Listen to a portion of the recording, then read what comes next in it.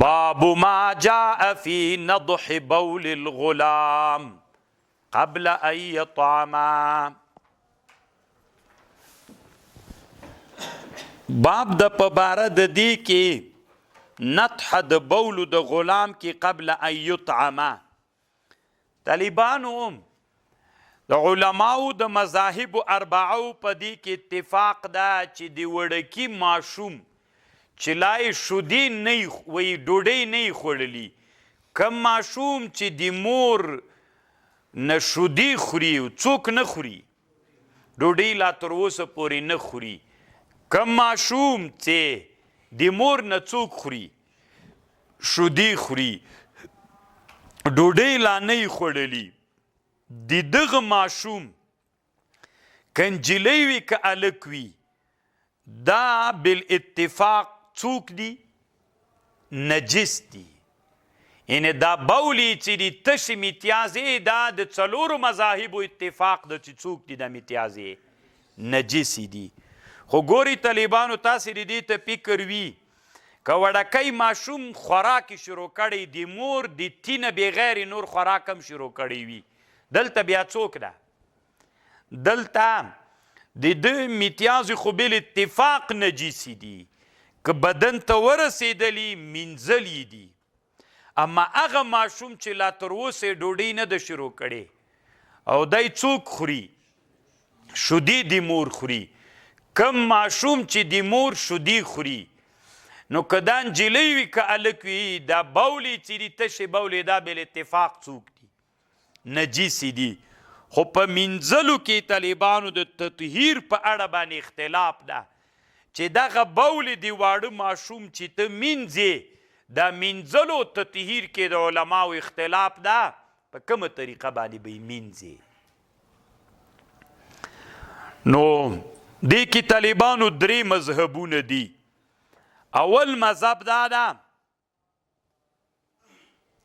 چې د نجلۍ په متیازو کې به که وړې نجلۍ په کالیو باندې متیازې وکړلې یا د سړي په کالیو باندې وکړي طالبانو یا په پارش باندې نو د وړې نجلۍ د بولې به مینځي.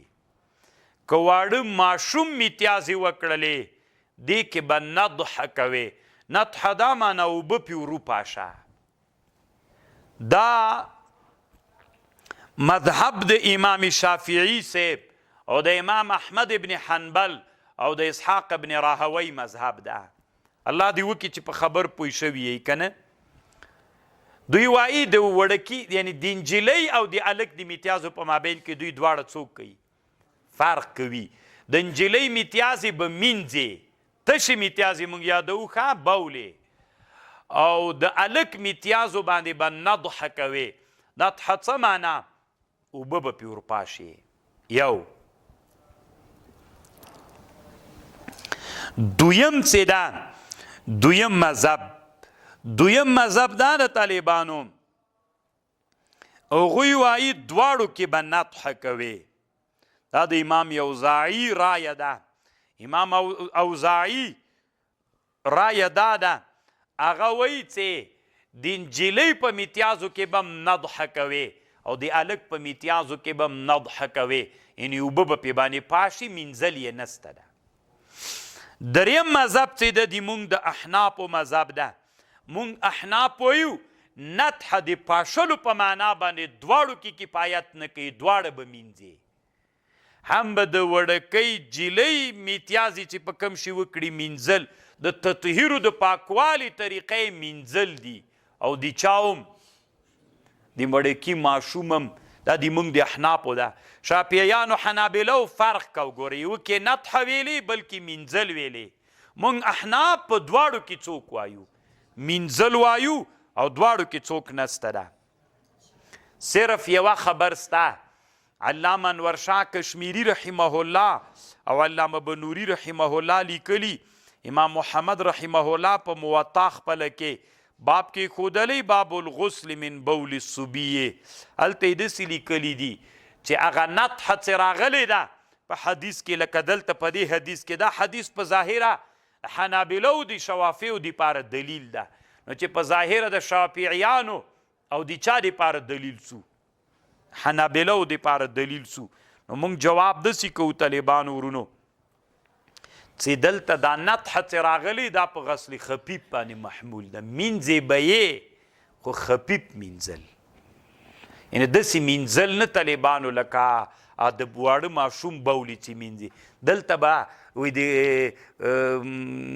نجلۍ چې مینځې د واړه ماشوم مینځل داسې نه دي نو د موږ د احنافو رایه داسې سوله چې د نجلۍ میتیازو د نجسې که یې وکړلې د مینځلو د تطهیر طریقه دا ده مکمل به سم به یې مینځي انعصار به کوي پکې او د وړکي ماشوم بولې دې کې طالبانو مینځل سته دي موږ د احنافو مذهب باندې خو مینځل خفیف مینځل دي معنا دومره ډیر نه لکه د نجلۍ غوندې دلته خفیف مینځل دي او نضحه چې په حدیث کې راغلی ده دوی حنابله او شافعیان د رش په معنا کې پاشل مونږ وایو نه د غسل خفیف په معنا باندې ده الله دې وکړي چې تاسې په خبر باندې پوه شوي یئ ته اوس حدیث ووایه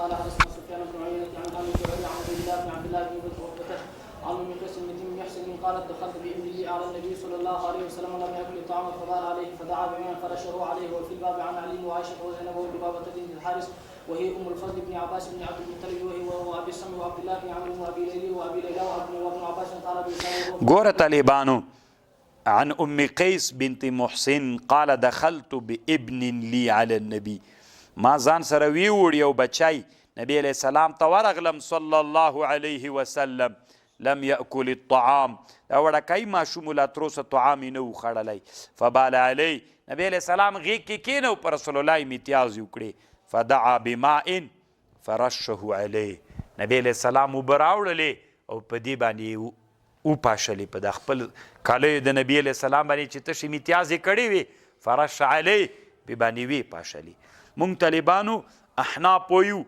احناف علماو رایه دا ده چې دا نطح او رش راغلی طالبانو دا د غسل خفیف په معنا باندې راغلی ځه قال ابو اسحاق وهو قول غير واحد من اصحاب النبي صلى الله عليه وسلم والتابعين ومن بعضهم مثل احمد واسحاق قالوا ينزغ بول الغلام ويغسل بول الجاريه وهذا ما لم يطعما فاذا طعما غسل جميعا هذا ما لم يطعما فاذا طعما کله چې خوراک وکړو بیا به په شریکه باندې ټول څوک کوي مینځي به طالبانو یوې خبرې تنبیه کوي د مونږ حنفي فقها وایي چې نطح په حدیث کې راغلی دا ولې د غسل په معنا باندې ده نو طالبانو حدیثونو کې همدغه ترمیزي کې بل چېرته باب راځي طالبانو باب کې راځي امام ترمیزي رحمه الله وایي کله چې د ښځې کالیو ته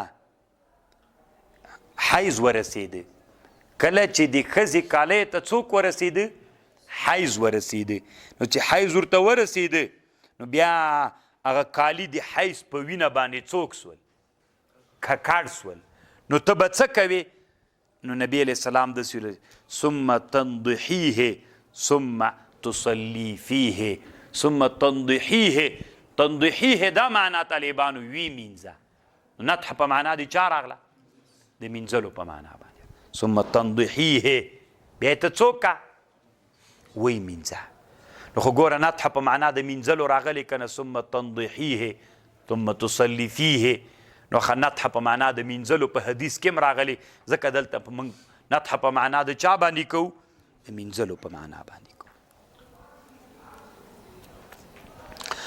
درې احادیثو کې طالبانو بل د مزیو په هغه کې چې مزي کالی ته ورسیږي هلته طالبانو دا حدیث راغلی او د منیو په اړه باندې چې کالی ته ورسیږي هلته طالبانو د نطح لفظ راغلی ده نو نطح هلته په معنا د مینځلو باندې طالبانو د پاشلو په معنا باندې نه ده په دې حدیثونو کې نطح په معنا د چا باندې ده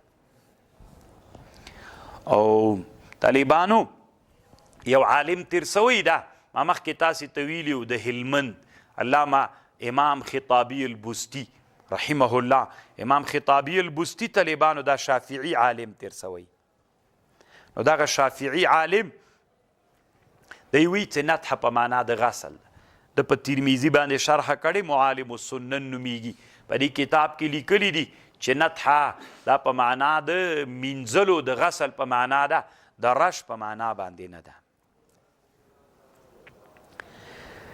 طالبانو علما وایي ولې د نجلۍ او د واړه هلک په امتیازو په مابین کې فرق راغلی. شافعیان د نجلۍ غسل منزل کوي او دلته نطح راغلی او په حدیث کې هم فرق راغلی، هغه کې سم غسل منزل راغلی، دی کې غسل خفیف راغلی. ولې؟ نو علامه محمد یوسف بن نوري رحمه الله په هغه کې دلته معارف السنن کې 3 وجوهات ذکر کړي دي. نو هغه 3 وجوهاتو کې طالبانو دا یوه وجه لږ قوي ده، همدا به درته ووایم نورې دي وي. هغه دا د طالبانو د واړه ماشوم میتیازې چې دي، وړکی د نر چې د طالبانو دا هغه وي څه ورته وایي حار وي، نر چې وي ګرم وي او په ښځه کې رطوبت ډیر موجود وي. نو چې نر کې حرارت ډیر موجود سو طالبانو، نو هغه د میتیازو بدبویي ډیره نه وي، ښځه کې رطوبت ډیر وي، د تشو میتیازو بدبویي ډیره وي. نو ځکه هم د نر میتیازې چې وکړي طالبانو حرکت ډیر کوي، روانیږي، که رقت و نرمي پکې وي. او د ښځې چې تشې میتیازې وکړي طالبانو، هغې کې بیا داسې رقت و نرمي نه وي پکې طالبانو، ټینګې غوندې وي، نو بدبویي هم ډېرې پکې وي. نو علما وایي راز پکې دا ده چې د ښځې د وړې نجلۍ میتیازې هغه مینځل یې چې دي، ځکه هغې کې بدبویي ډېرې وي، ټینګې وي، نو هغه به مینځي. او د وړکي ماشوم د میتیازو سره بدبویي نه وي، لکه هغې کې رقت و نرمي وي پکې. د دې په خاطر علما وایي د فرق د دغه وجې نه راغلی ده. علامه محمد یوسف بن نوري رحمه الله دلته چې کومه خبر کړي هغه علت یې دغه ځای ده. باب ما جاء فی بول ما یؤکل لحمه، باب دا په باره د دې کې چې بول د ما یأکل اللحم، یو شی د طالبانو هغه حیوانات چې هغې غوښه خوړل کیږي چې ما یأکل اللحم ورته وایي. د ما یأکل اللحم میتیاز یو د دې خوشایي څنګه دي طالبانو، پاک دي او که مردار دي؟ په دې مسله کې هم طالبانو د علماو اختلاف ده. اصل علت داسې وو، 2 ډلې وې، قومونه ول، یو غوکل نومېده، یو اورینه نومېده. 4 کسان د اورینې قبیلې نه راغلل، 3 کسان د غوکل قبیلې نه راغلل، او یو سړی د بلې قبیلې وو. دا غوکل عرب ول، عدنانیان ول، اورینه دا عرب قحطانیان ول. دا دواړه قبیلو نه 3 له یوه نه راغلل، 4 له بل نه راغلل، یو د بلې قبیلې وو. ټول څو کسانو مدینې منورې ته راغلل. کله چې مدینې منورې ته راغی اسلام یې راوړ. چې اسلام یې راوړ طالبانو دوی په مدینه منوره کې مریضان سول. ولې مریضان سول؟ مریضان ځکه سول طالبانو دا د مدینې هوا دا د دوی سره نامناسبه ولګي. صحیح کله کله یو سړی یو بل وطن ته لاړ سي، وایي بیا د هوا راباندې ښه ونه لګېدله، تر څو چې ورسره بلدیږي. نو هوا ښه پې ونه لګېدله، خېټې یې وپړسېدلې. خېټې چې وپړسېدلې، رسول الله صلی الله علیه وسلم ورته ویلې وي تاسې لاړ سئ باندې د مدینې مرعا وله څړځای و، هلته د رسول الله مالونه هم څرېدل، اوښان ول او د بیت المال هم ول. وی تاسې د هغې شودې او د هغې تشې میتیازې وچکئ، الله عز وجل به تاسې ته څوک درکړي؟ شفا به درکړي. بیا چې دوی وروتل طالبانو، دوی الله جوړ کړل. چې جوړ سول، بیا د طالبانو د رسول علیه السلام یو غلام و، دا بیچارګی شهید که، سترګې پې ویستلې وې او اوښانې د ځان سره ویوړلې. بیا رسول صلی الله علیه وسلم چې خبر سو، شاته نفر پسې ولېږل، هغوی یې ګیر کړل، لاسونه یې پې پرې کړل، پښې پې باندې پرې کړلې، همداسې وینې ترې روانې وې، او میخونه یې سره کړل، دې باندې د دوی سترګې وداغلې، لکه انتقام یې ترې واخیست. رسول الله له غلام سره یې همداسې کړي وو، یسار رضی الله عنه هغه سره یې همداسې کړي ول. نو اوبه یې غوښتلې، ډېرې تندې نه وې، په مځکه باندې خولې لګولې چې اوبه راکوئ، میمه یې ورکوئ چې همداسې مردار سي. نو دې حدیث نه علما استدلال کوي. نو اوس دا هغه د عقلو د عورینې بحث ته چې علما پې باندې خبره کوي. ته اوس حدیث یې ورې لږ را روان که.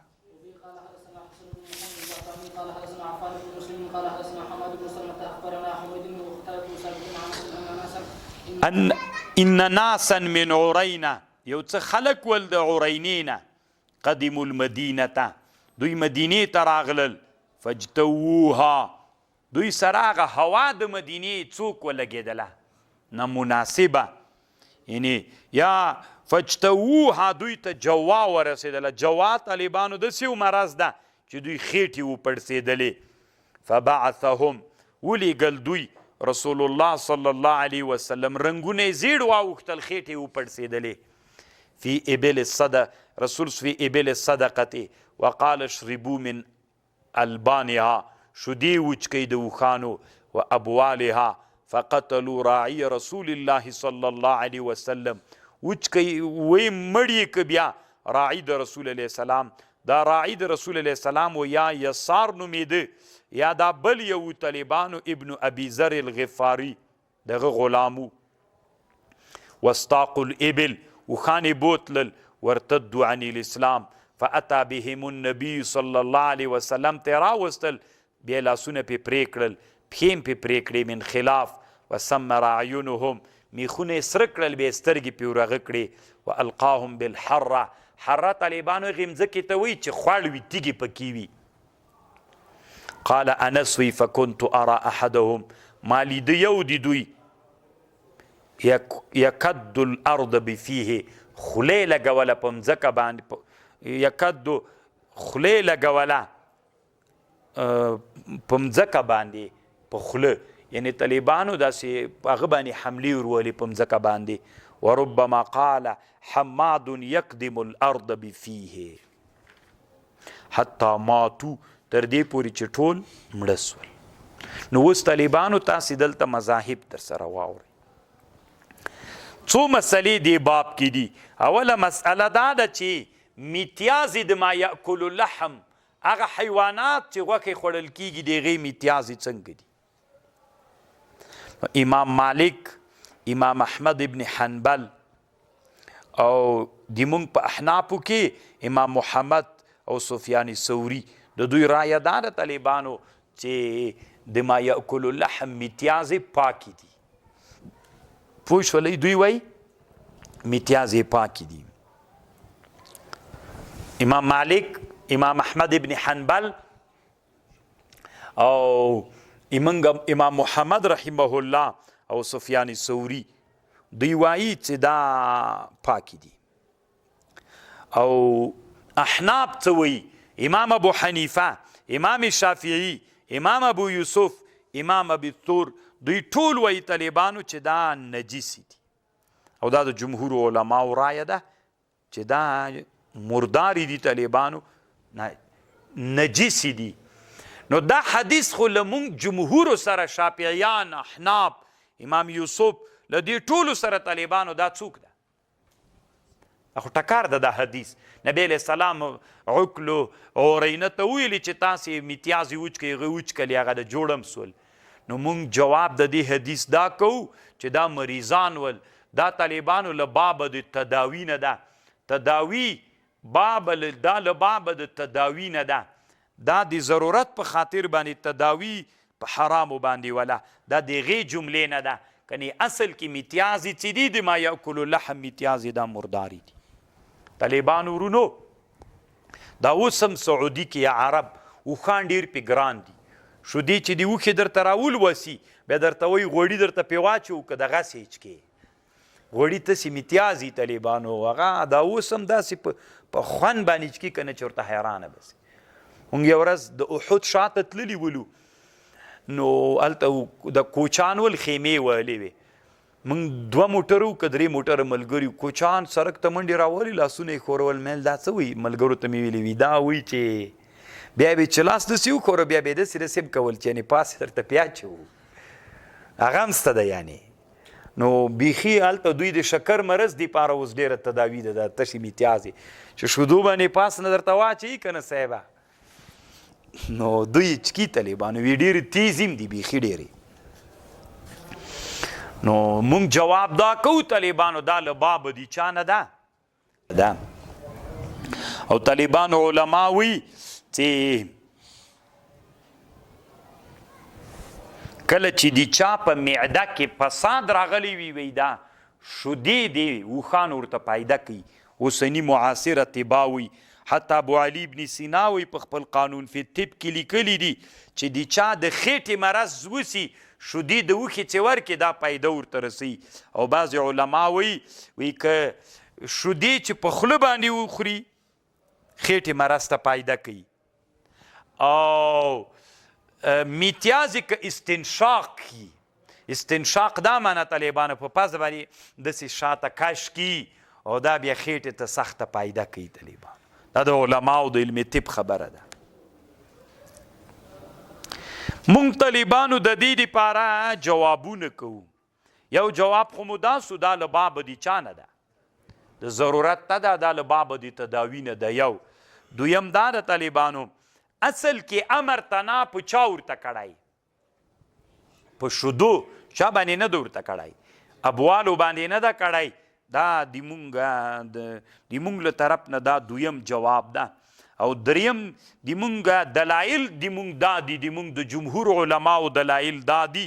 یو له دلایلو نه دا د طالبانو چې همدې ترمیزي کې وروسته یو باب راځي د جلالې په اړه د کتاب الاطعمه کې جلاله وای هغه ته ویل کېږي څه ورته وایي غوا ته ویل کېږي یا هغې میږې ته ویل کېږي چې هغه خپلې پچې وخوري نو هغه اثر یې په هغه کې راښکاره سي څه ورته وایي غوښه کې. نو دا ناروا ده. نو خو دې نه معلومه سوله طالبانو چې پچه مرداره ده. کنی مالکیان له همدغه حدیث ته استدلال کې چې پچې هم پاکې دي. هغوی وایي تنا میتیازې نه پچې خو شاییم د ما یاکل اللحم پات. او دویم دلیل دی مونږ د احنافو دا د طالبانو استنزهوا من البول فإن عامة عذاب القبر من استنزهوا من البول ځان له بول نه وساتئ فإن عامة عذاب القبر من. دا دویم حدیث ده. اگر چې دا حدیث خو طالبان علما دوی بیرته د مخالفین دي د نور مذهبو دوی جواب کوي چې دلته طالبانو د انسان میتیازي ښیي. دلته مونږ خبره په میتیازو د چا کې ده د ما یأکل اللحم کې ده. طالبانو ورونو صحیح د جمهور علما یو طرف ته دي او حنابلو موالک بل طرف ته دي. دوی بولې د ما یأکل اللحم څوک دي پاکې دي هغه د حدیث کې رسول. او طالبانو د مونږ دلایل چې کوم دي یو دغه د استنزهوا من البول دا بولې خو د انسانانو دي طالبانو. یعنې داسې قوي دلیل د مونږ نشته د ما په رایه باندې طالبانو کیدی سي بل چاته زه خپله چې څومره فکر کوم صحیح د طالبانو فطرتن و طبعا دا خوند راکوي چې کوم د جمهورو مذهب ده. خو نور طالبانو دلایل چې سړی سم وګوري که نه د حنابلو د موالکو دلایل طالبانو ډېر قوي دلایل دي. د مونږ او د تاسې دا دلیل بیا د مونږ قوي کېدلی سي که دا له باب د تداوي نه سي. خو که باب د تداوي نه هم سي طالبانو تداوي خو د اشد د ضرورت په حالت کې وي. دویمه مسئله د مونږ دلته دا د طالبانو ورونو چې علماوي تداوي په حرامو باندې څنګه ده په حرام شي باندې تداوي څنګه ده. یو شی د حرام ته په حرام شي باندې تداوي کوي دا څنګه ده روا ده که ناروا ده. نو طالبانو علماوي تداوي بالحرام جایز ده. علامه بنوري صاحب ډېر اوږد بحث کړی د مونږ احناف علما استثناء کوي چې غیر له شرابو نه نور حرام شی که تداوي پکې استعمال کې جایز ده. صحیح خبردار طالبانو استثناء نشته ده. علامه انور شاه کشمیری رحمه الله لیکلی که یو سړی مریض سو او دته ډاکټر بله دوا نه پیدا کېدلی د د مرض دپاره بله دوا نه وه یو مسلمان ماهر ډاکټر دته ویلې چې ته دغه حرام شی د تداوي دپاره استعمال که تور باندې جوړېږي بیا دته حرام هم د تداوي په شکل باندې استعمالول څوک که مسکر وي او که غیر مسکر وي طالبانو بیا دته څوک ده جواز لري طالبانو. الله دې وکړي چې په خبر باندې لکه ګوري طالبانو ورونو اوس وینه استعمالول که نه دا جز د آدمي د یو انسان وینه بل انسان ته دا حرامه ده. خرڅول او اخیستل خو چې کله کله د انسان د بدن وینه کمه سي 100% مړ کېږي ډاکټران وایي د دې بل مرض د دې بله دوا نسته بغیر له چانه چې وینه ورکړي. یا طالبانو نن معاصره زمانه کې مثلا د یو انسان زړه خراب سي د بل انسان زړه ورچ وي نو دا ټول طالبانو علما دا جایز بلی تداوی بالحرام هلته جایز ده چې بله دوا نه وي او مسلمان ماهر ډاکټر تا ته وي چې تا دا جایز ده بل بیا تداوی بالحرام بالکل طالبانو جواز لري علمای جایزه بلی ولو که په مسکر باندې وي. خو علامه انور شاه کشمیری رحمه الله یې ډېره ښه خبر کړې ته به بیا داسې نه وایې چې ما ته الله په دې باندې شفا راکړه داسې به وایې ما ته په دې نفعه ورسېدله ځکه شفا به په متبرک شي باندې کوي. کوم شی چې برکتي شی وي ته مریض ولې الله پې جوړ کړي بیا به د شفا تعبیر کوي. کوم شی چې متبرک شی نه و ته مریض ولې الله پې جوړ کړلی بیا به داسې ما ته الله په دې نفعه راوستله داسې به نه وایي چې الله ما ته شفا پې راوستله. دا یوه بله خبر ده چې علامه انور شاه کشمیری رحمه الله دلته په چا کې ذکر کړې ده په عرف الشذی کې هم ذکر کړې علامه بنوري رحمه الله معارف السنن کې هم دلته ذکر کړې ده. او درېیمه مسله دا د طالبانو مماثلت فی القصاص ده. کله چې چا تا ته کم قسم باندې زخمی کړی وي په همغه طریقه باندې به یې تم زخمی کوي. قصاص مماثلت ته ویل کیږي په کومه طریقه باندې نو دلته هغوی د نبي صلی الله علیه وسلم راعي چې وو هغه سره ډېر ظلم کړی و سترګې پرې راویستلې وې نو نبي صلی الله علیه وسلم هم د دوی لاسونه پرې پرې کړل پښې پرې پرې کړلې او سترګې پرې راوویستلې دا مماثلت فی القصاص طالبانو نو ځکه یې دا کار وکړو.